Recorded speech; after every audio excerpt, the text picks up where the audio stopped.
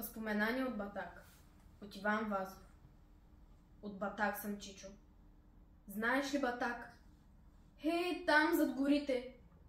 Много е далече. Нямам татко, майка. Аз да съм сирак. И треперя малко. Зима дойде вече. Ти, Батак, не си чул, а аз съм оттам. Помня го клането и страшното време. Бяхме 9 братя, а останах сам. Ако ти разкажа, страх ще те съвземе. Като ги изклаха, Чичо, аз видях, с топор ги сечаха, тъй на дръвника. А пък аз и плачех, па ме беше страх. Само бачо Пеню с голям глас извика и издъхна бачо. А един хайдук баба ми заклая под вехтата стряха и кръвта потече из наши капчук. А аз бях малък и мен не заклаха.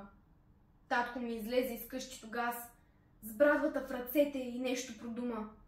Но те бяха много. Пушнаха за в час и той падна възнак. Уби го куршума. А мама изскочи откъде не знам и на татка фана да вика, да плаче. Но нея скълцаха с един нож голям.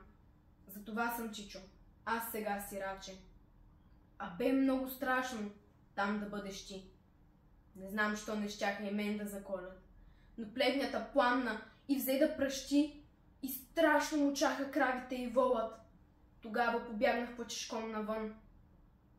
Но после, когато страшното замина, казаха, че в оня големи огън изгорял и Вуйчо, и дядо, и Стрина.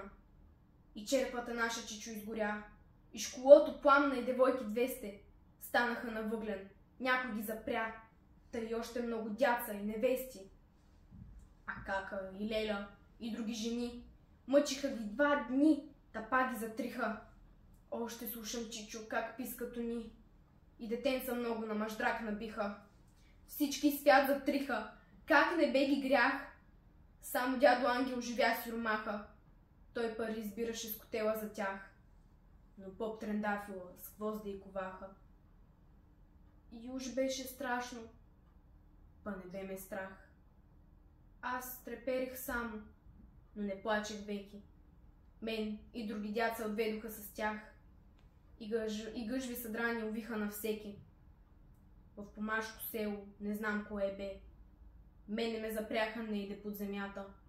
Аз из дупка гледах синьото небе и всеки ден плачех за мама, за тата.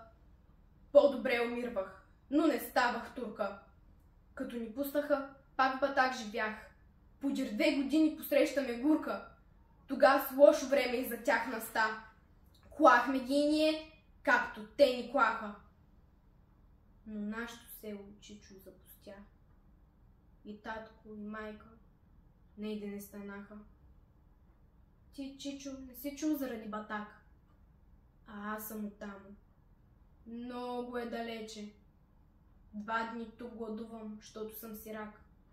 И треперя малко. Зима дойде вече.